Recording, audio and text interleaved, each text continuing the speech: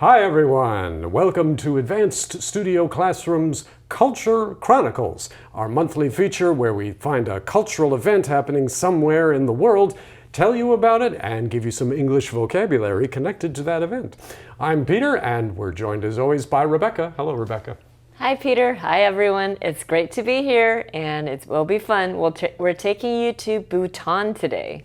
Yes, Bhutan, this tiny little country just east of Nepal, just south of mainland China, just north of India. Small little country, but it has a bird festival that is known throughout the world, certainly around the world of birders and bird lovers. The Bhutan Bird Festival, happening November 13th and 14th, so it's short, but you want to get there if you have any interest in birds. Bhutan, just to give you some idea, has 700 species of birds native to the country. How much is that? Well, the United States of America has 1,100 species of birds, which is 400 more than Bhutan. But the United States of America is 250 times as big as Bhutan. So proportionately speaking, Bhutan has many more species of birds than in the United States. Rebecca, are you a bird lover of any kind? Well, I like birds, but I haven't spent too much time going out on a trip just to do bird watching. Well, but if I went to Bhutan, I think I would do that. Yes, oh, absolutely. And luckily you're here with us. Even if you too haven't looked at birds much, we're going to show you today a couple birds, 3 of them actually, that you can see at the Bhutan Bird Festival because they are all native to Bhutan and to the countries around that geographic area. So our first bird is called a satyr tropogon. A satyr tropogon. Neither of those words are originally English, so we can't tell you exactly what they mean. But the satyr tropogon is a beautiful bird. It's a pheasant. That's a sort of kind of bird. It's sort of halfway to a turkey, halfway to a pigeon. It's a big bird, and it can fly, but not very great distances, but it can fly, like a turkey, or like a chicken almost. But the satyr tropogon is one of the birds you can find at the Bhutan Bird Festival. Now, Rebecca, speaking of Bhutan, Bhutan is a very interesting country. It has a policy which favors things like the bird festival, right? That's right. They are they're really into being sustainable and being one with nature and being environmentally friendly. And even the king of Bhutan, the former king, he actually invented a phrase called the Gross National Happiness Index. So instead of measuring how much money a country is making, he wants to measure how happy his people are. And that was a first in the world when he rolled out that concept in the 1970s. Yes, exactly. And they've pursued that policy since then.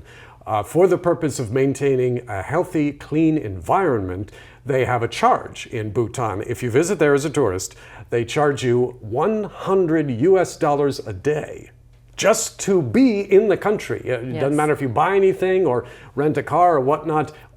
On top of those kinds of expenses, you have to pay the government $100 per day that you're in Bhutan, all of which is used to pay for the upkeep of the environment, so that we can say that Bhutan's environment is, here's a nice vocab word for you, in a pristine condition. Rebecca, what does pristine mean? Pristine just means very natural. It's not contaminated or polluted.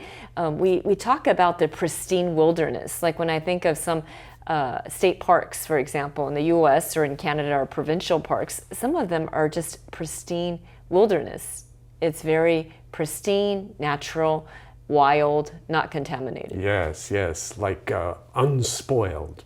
Let's give you another bird here to look at, another bird that you can find at the Bhutan Bird Festival. And this one is a blue-capped rock thrush. 4 little words that come together to form the name of one bird. The blue-capped, blue on top, like a cap that you wear, rock thrush. Thrush, again, like pheasant, is the name for a variety of species of birds. We have thrushes here in our island. This is a particular kind of thrush that you can find more in mainland Asia and, of course, in Bhutan, the blue-capped rock thrush. But like we were saying, Bhutan has an incredibly large number of birds proportionate to the size of the country that it is, proportionate to its land size. And there's a wonderful word, another vocab word for you, that conveys that sense. It begins with an A. Rebecca, do you know what I'm thinking of? A. Give me another hint. A-S-T-O-U.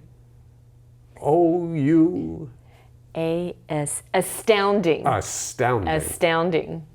What is astounding? Astounding just means like wow. Yeah. Wow, it's awesome. It's astounding. It fills you with a sense of wonder. So when we talk about Bhutan, a word that comes to mind is astounding, yes, because of its ecological diversity, just all those birds you get to see. Exactly. And the birds you've shown are really gorgeous, but I think you have one more, don't you? We do have one more to show you, yes, if we can bring that third one up there. Now here's an astounding bird, right? It is. This is called a Rufous-necked hornbill. Now, hornbill, like thrush and pheasant, is sort of a catch-all for several species of birds. And as you might guess, the hornbill birds all have this very pronounced beak, this very big beak, like you can see here. And rufous is a word you don't hear very much. It is a color, actually. It's sort of a pinkish, reddish, almost sometimes an orange kind of color. And so you can see there on the picture just a little bit of orange on its neck there. That's considered rufous in this case. So it can be said to have a rufous neck. And so that makes it a rufous-necked hornbill. And that's, again, there are hornbills in other parts of the world outside of Bhutan, but in Bhutan particularly, you can find the rufous-necked hornbill. Just a gorgeous bird, isn't it? Absolutely gorgeous. Astounding. But one thing that you can do at the Bhutan Festival to see birds like this is they take you on something called a bird-a-thon. Rebecca, have you ever been on a bird-a-thon? No, but I think the idea would be similar to a marathon, except you're doing bird watching. So you have bird, B-I-R-D, bird plus the A, and then T-H-O-N. So when you think of a thon of any kind, a bike-a-thon, a marathon, a thong, it's always like a sports activity, and you cover a lot of ground. So with a bird-a-thon, I'm sure a bird guide will take you to a lot of different places to look at birds. That's a bird-a-thon. Right, and in some bird-a-thons, you can even get sponsored ahead of time for the number of birds you see. People will say, okay, if you see 10 birds, I'll give you $10, and I'll give you $10 for every bird you see after that, or something like that. And the money you collect would go to a charity of some sort, and it's done within a limited period of time. A bird-a-thon, just like a race, like a marathon, you run it and you finish it within a limited period of time.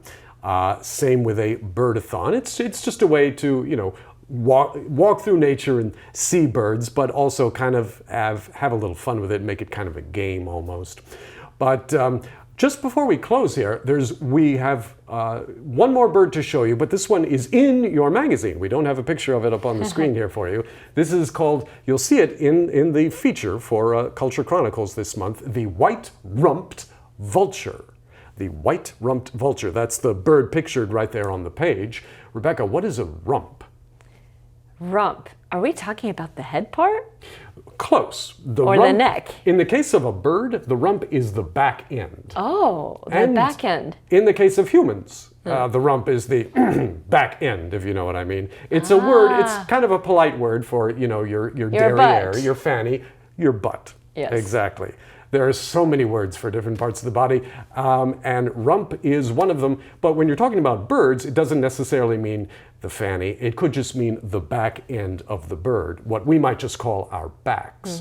So when you see the white-rumped vulture in your magazine there, you can see that there's a little bit of white behind it, on its back side. That's what a white-rumped vulture. If it was red, you could call it a red-rumped vulture. Anyway, between vultures and pheasants and thrushes and hornbills, if you have an appetite for birding and you're free the weekend of November 13th and 14th, book a flight to Bhutan and rent a car and drive 6 hours now to Jamgang, and you will be able to participate in the Bhutan Bird Festival. That's all we have time for this month, but we will be back next month with another Culture Chronicles feature for you, another cultural event that we can tell you about and give you a chance to practice some English at the same time. For this month, though, I'm Peter. I'm Rebecca, saying goodbye. Bye-bye and Bye-bye. happy birding.